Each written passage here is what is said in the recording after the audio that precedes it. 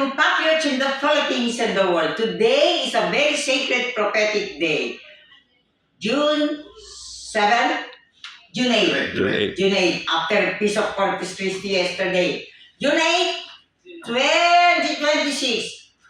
I'm honored and blessed that I am here beside my sacred prophetic Montalban Mayor, Lieutenant General Ronnie S. Evangelista.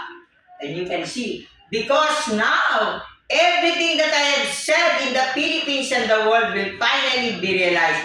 I am now showing the way. I have been challenged. Show us the way, Professor Consolacion Araras.